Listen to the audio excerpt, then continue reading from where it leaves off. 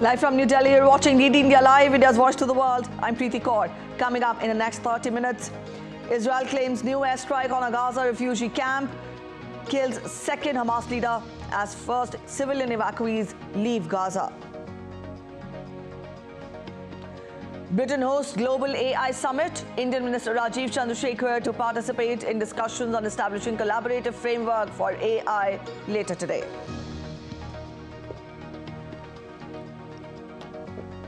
On the second day of her Sri Lanka visit, Indian Finance Minister Nirmala Sitharaman to attend India-Sri Lanka Business Summit, an MOU for solar electrification of religious places in Sri Lanka under Indian assistance to be signed. Pakistan starts rounding up undocumented foreigners, mostly Afghans, had set a midnight November 1st deadline for them to leave or face expulsion. And in sports, India will take on Sri Lanka in the ICC World Cup match today in Mumbai.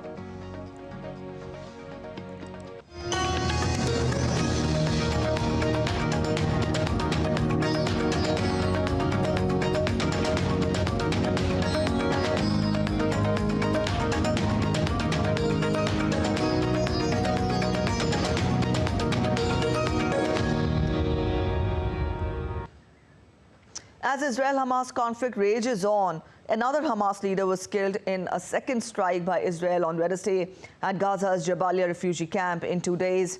The Israeli military said that its fighter jet struck a Hamas command and control complex in Jabalia, killing the head of Hamas's anti-tank missile unit in Gaza. The Israeli military also said that one of its soldiers was killed in Gaza on Wednesday, while 15 were killed on Tuesday. To combat terrorism in the besieged enclave, Israeli forces continue to bombard Gaza in its campaign to wipe out Hamas. Also, more foreigners are prepared to leave Gaza on Thursday. At least 320 foreign passport holders and dozens of severely injured Gazans left the Palestinian enclave through the Rafah crossing into Egypt on Wednesday. Now, this was the first batch of the civilian evacuees to benefit from a deal mediated by Qatar. Under the deal brokered between Egypt, Israel and Hamas, 81 wounded people and an initial list of 500 foreign passport holders were expected to be allowed out of the Gaza Strip in the coming days, though there is no timeline for how long it will remain open for evacuation. U.S. President Joe Biden has welcomed safe passage of Americans from Gaza, noting that the recent evacuations are the result of intense and urgent American diplomacy with their partners in the region. Today, thanks to concerted American leadership, we're in a situation where safe passage for wounded Palestinians and foreign nationals to exit Gaza has started. The American citizens are able to exit today as part of the first group of probably over 1,000. We'll see more of this process going on in the coming days. We're working nonstop to get Americans out of Gaza as soon and as safely as possible.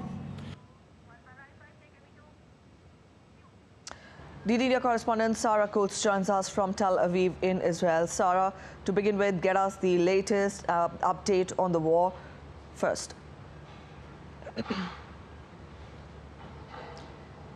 Yes, hello there, Pretty. Well, look, the Israel Defence Forces has just come out to update the number of soldiers that have been killed since this ground incursion began around 5 days ago, saying that 17 of its soldiers have now fallen during this hand-to-hand conflict, combat that is really ongoing deep inside Gaza.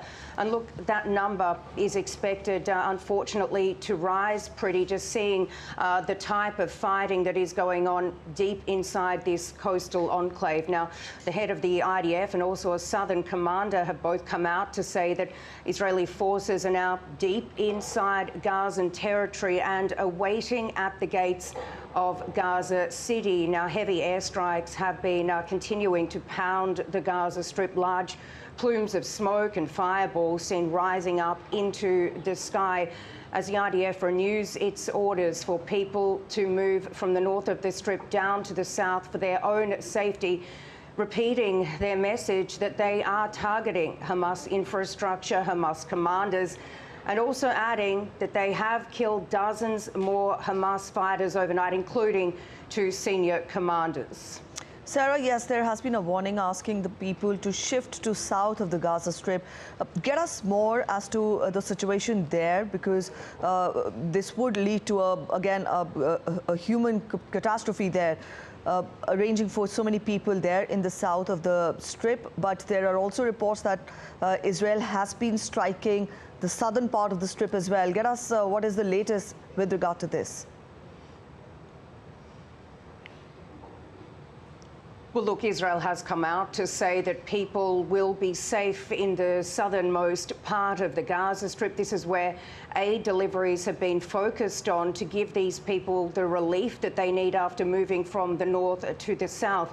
Now, we do understand that more water is flowing down in the south after Israel switched off these water pipes. But look, there are many people that do remain in the north. We do understand that Hamas was stopping people from leaving their homes, while others are simply too afraid to make that journey. We do need to remember that they're crossing through a war zone, and it's only a very narrow strip of land, the Gaza Strip. So look, there are many people still sheltering in the south of Gaza. We do understand more than 700,000 people have left from the north to go south. With the Rafah crossing also opening up potentially a little later today to let these injured people out, a number of injured people and also foreigners who've been waiting down at this exit, this crossing that goes into Egypt for a month now. All right, Sarah, now we know how Israel has been striking through the land, through the sea and through air as well. But then the Prime Minister also says that this will be indeed a long war. What do you make of Israel's approach from here on? What do we expect, or in fact, how do we expect the days ahead to pan out?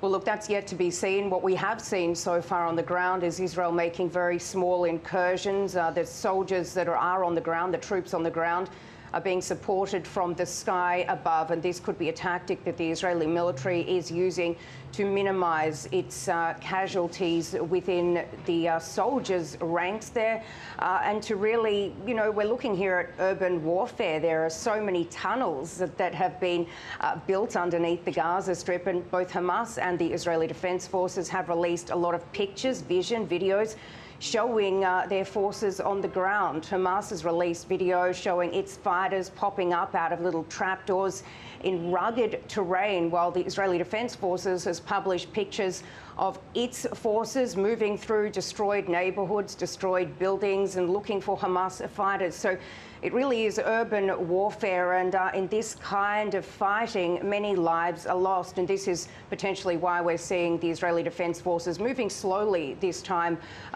you know, to potentially not put its soldiers at so much risk. And Sarah, also we've told our viewers that from the southern tip, from the Rafah crossing, civilian evacuations are taking place. Get us more on these evacuations, and for how long do we expect these evacuations to continue? Has there been any timeline with regard to this? Well, look, we do know that hundreds of people have been waiting down at the Rafah crossing now for around a month after foreign ministries, embassies issued a statement telling foreign nationals to move to this Rafah border crossing in the hope that they would get out.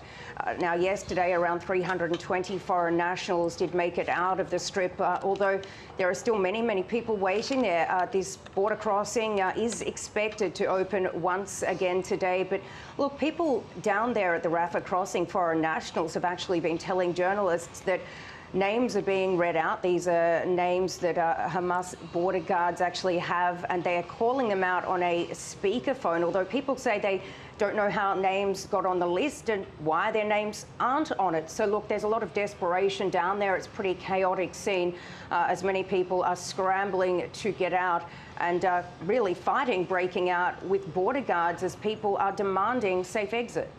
All right, Sarah, we leave it here. Thank you for joining in with those details. And US Secretary of State Antony Blinken is visiting Israel again in less than a month. Also, he plans to meet Israeli officials, including Prime Minister Benjamin Netanyahu, on Friday to voice solidarity, but also to reassert the need to minimize Palestinian civilian casualties. Blinken will also stop in Jordan, where he will underscore the importance of protecting civilian lives and reiterating US's commitment to ensure Palestinians are not forcibly displaced from Gaza. Blinken will pursue talks led by Egypt and Qatar on securing the release of all of the hostages held by Hamas. The United Nations Human Rights Office said on Wednesday that it was concerned that airstrikes on Gaza's Jabalia refugee camp could amount to war crimes. The Office of the United Nations High Commissioner for Human Rights wrote on X, and I quote, "Given the high number of civilian casualties and the scale of destruction following Israeli airstrikes on Jabalia refugee camp, we have serious concerns that these are disproportionate attacks that could amount to war crimes." Meanwhile, Israeli President Isaac Herzog, in an address on Wednesday, exhorted his fellow citizens to stand united and steadfast as his country waged a military campaign against terrorism. The enemy seeks to kindle hatred between us, between Jewish citizens and Arab citizens. We have to fight back against this without compromise and single-mindedly. We have to reject every urge towards hatred and racism towards different groups among us, to recall the dozens of Arab citizens who paid with their lives, those at home and those in battle. And the most important is to recall the responsibility and the mutual respect that exemplifies the Arab community in Israel. The Israeli army displayed on Wednesday a large cache of weapons and supplies obtained from Hamas following the attack on October 7th. The weapons seized included Hamas's RPGs, thermobaric grenades, rockets and other weaponry. At least 320 foreign nationals left the Palestinian enclave to cross into Egypt on Wednesday.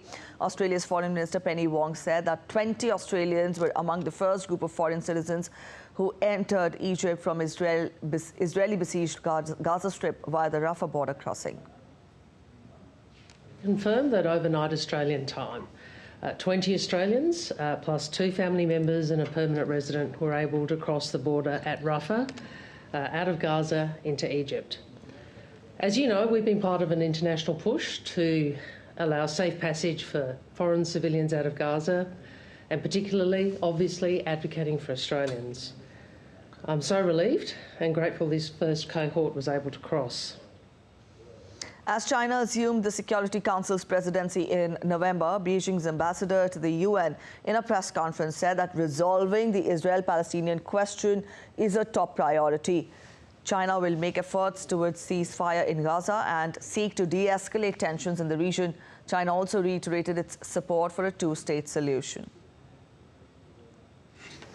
The top priority for our presidency and also for the Security Council as a whole currently is to tackle the Israel-Palestinian question, namely the Gaza conflict, which is going on in the Middle East. For the presidency, what we will continue to work is to really to make further efforts to make sure that the Council can play a responsible and meaningful role in particularly calling for ceasefire, protecting the civilians, and avoiding or preventing the further deterioration of the tension and also further humanitarian catastrophes. And the Council has been working on a draft resolution for quite a while. Moving on, the impact that artificial intelligence could have on our lives will continue to be discussed at a global forum in the UK later today. A new agreement has been signed by 28 countries, promising closer international collaboration to ensure safe future development of AI. From the UK, Jean Beaver reports. AI is being widely used already, everything from social media to fraud detection in banking. We're also seeing it with things like picture and video editing, as well as, of course, as ChatGPT. Progress is rapid. A few years ago, AI was a concept rather than a reality. This conference is viewed by some as the world trying to catch up, to try and look at what the future issues might be and to get ahead of them. It's taking place here at Bletchley Park with leaders in AI invited, including Elon Musk, who's called for a third-party referee to stop AI getting out of hand. The so-called Bletchley Declaration is stopping short of that regulation, but has been signed by 28 countries and has recognised the potential for serious, even catastrophic harm, either deliberate or unintentional, that could be caused by AI, and the global effort needed to counter that. Politicians from the developing world have been represented here as well, many of them urging those gathered at the summit to recognise the positive impact AI could have on the developing world, and that those impacts have to be accessible to all. John Beaver, Bletchley Park in the UK, reporting for DD India. Vice President of the United States Kamala Harris met British Prime Minister Rishi Sunak at 10 Downing Street on the sidelines of the AI Safety Summit. The two leaders discussed support for Israel's right to defend itself and the urgent need to increase the flow of humanitarian aid into Gaza. The two leaders also discussed working together on artificial intelligence and continued support for Ukraine. In a speech at the US Embassy in London, Harris spoke of the dangers AI could pose for individuals and the Western political system. The United States on Wednesday announced plans to establish a new AI Safety Institute, which will assess potential risk. Britain announced a similar initiative last week.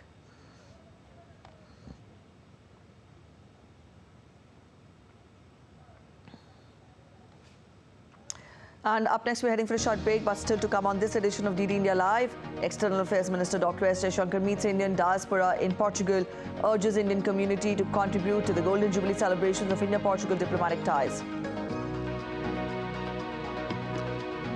In ICC Cricket World Cup, in a scintillating match, South Africa thrashed New Zealand by 190 runs. New Zealand suffers third consecutive defeat.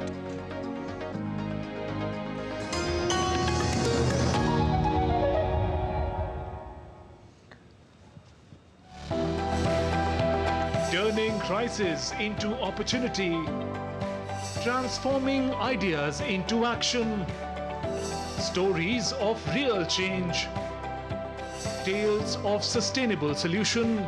This series is going to tell stories of such changemakers. Watch Changemakers on DD India.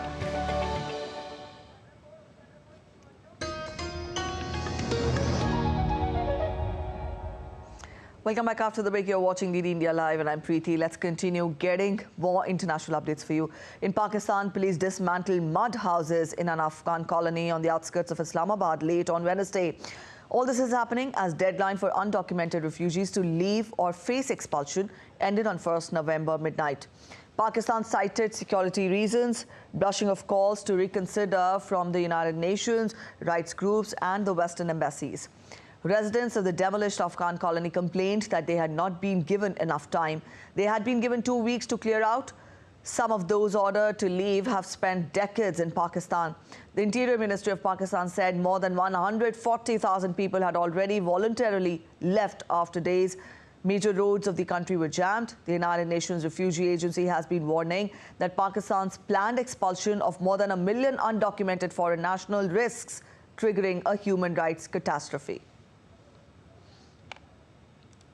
Keeping in view the situation in Afghanistan, we are calling upon the government to continue to provide protection and safety to all those people who are vulnerable and who are living in Pakistan. As you know that Afghanistan is going through severe humanitarian challenges, including human rights challenges for women and girls. And the government of Pakistan is implementing this plan, and we believe that such plans will have serious implications for all those who have been displaced and who may face serious protection risk upon their return. So we are appealing the government to come up with a comprehensive, sustainable mechanism to manage and register all these people who need international protection in Pakistan. Indian Vice President Jagdeep Dhankar delivered Platinum Jubilee Address titled Role of Women in Indian Parliament at Miranda House College in Delhi. During the event, he also highlighted the significant impact India's G20 presidency has had globally. Contribution this man of destiny, Shri Narendra Modi, has made for Bharat. Look back last 3 months only, don't go behind. We had such a successful organization of G20. Where did we have it? In Bharat Mandapam, one of the 10 topmost convention centers of the world. What did we negotiate? Delhi Declaration. What did it indicate? We got African Union as a member of G20, a global impact. On the second day of her visit to Sri Lanka, Indian Finance Minister Nirmala Sitharaman will attend the commemoration of the bicentennial anniversary of the arrival of Indo-Eurasian Tamils in Sri Lanka. She will also address the India-Sri Lanka Business Summit. The minister will also oversee the signing of the MOU for solar electrification of religious places in Sri Lanka under Indian assistance, along with inauguration of 2 new branches of State Bank of India. U.S. Secretary of State Antony Blinken and Defense Secretary Lloyd Austin will meet India's External Affairs Minister Dr. S. Jaishankar and Defense Minister Rajnath Singh later this month in New Delhi. The U.S. State Department on Wednesday said that they will discuss concerns and developments in the Indo-Pacific. The meeting comes amid tensions between the United States and China in the Indo-Pacific region.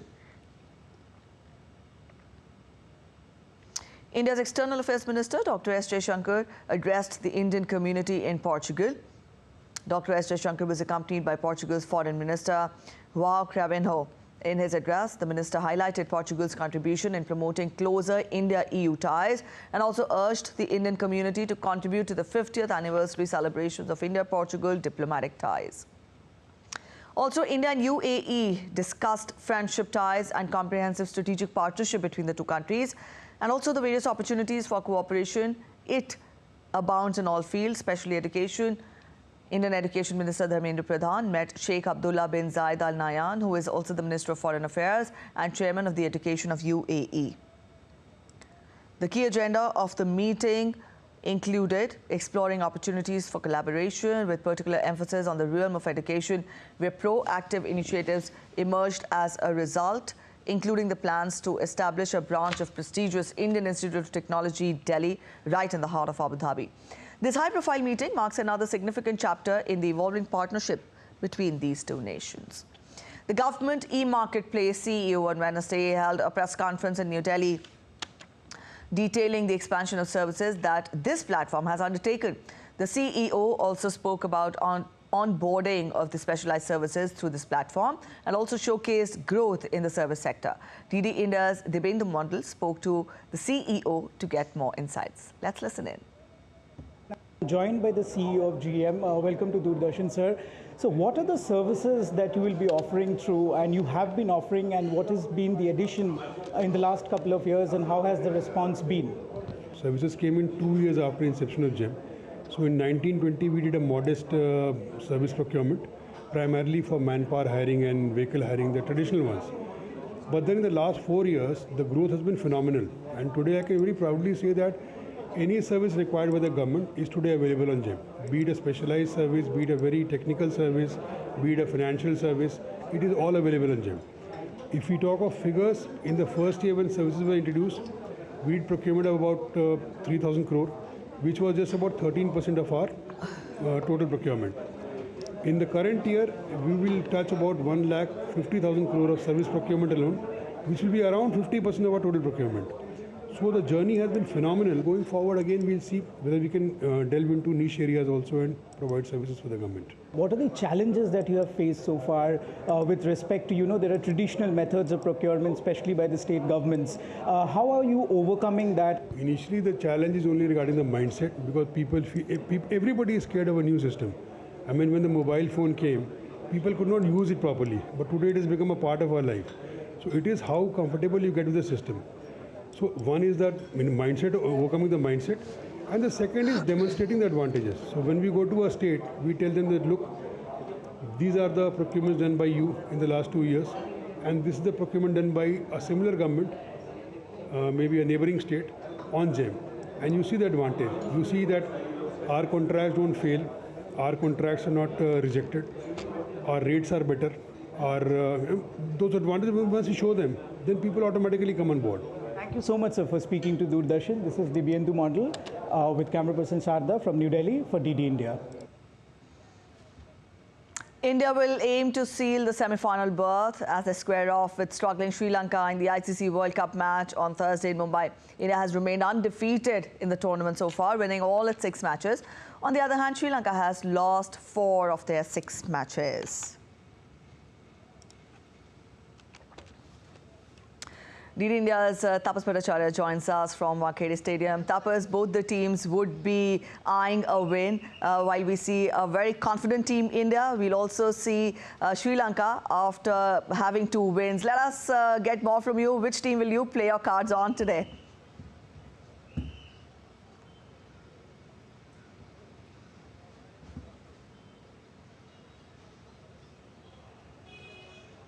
Well, it's a no-brainer. Definitely, India is a favourite outgoing in this particular match. They have won all their matches 6 so far, and if you take a close look at the Sri Lankan side, you will realize that they have just won 2 matches, and their World Cup campaign is almost at the brink of ending.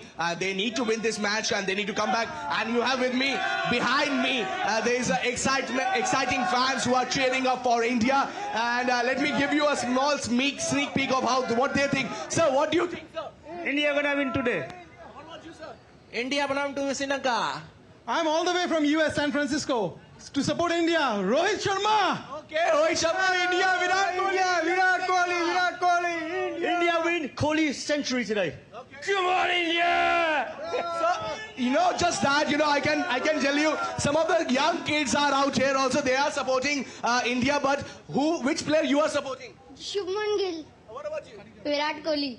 Okay, so you see this new generation of fans are now going all the way to supporting Shubman Gill and Virat Kohli's all-time favorite Rohit Sharma, the captain. It's always been a Mumbai boy and has always been given a huge support from Mumbai. So a lot is riding for Sri Lanka. It's a make or break. They need to win this match to have any sort of hope of making it to the semi-final. For India, if they win this match, they are absolutely their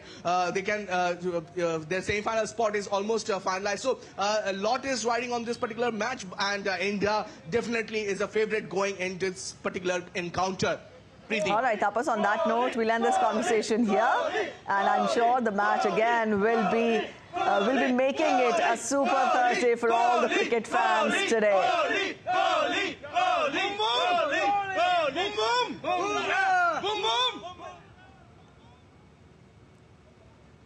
All right, with that, we end this edition of DD India Live. But let us know your thoughts on the news of the day. We will be back with more news as it breaks here on DD India. And you can connect with us on Facebook, X, and also Instagram. I'm Preeti Kaur, signing off from all of us here in Delhi. Thanks for watching DD India Live.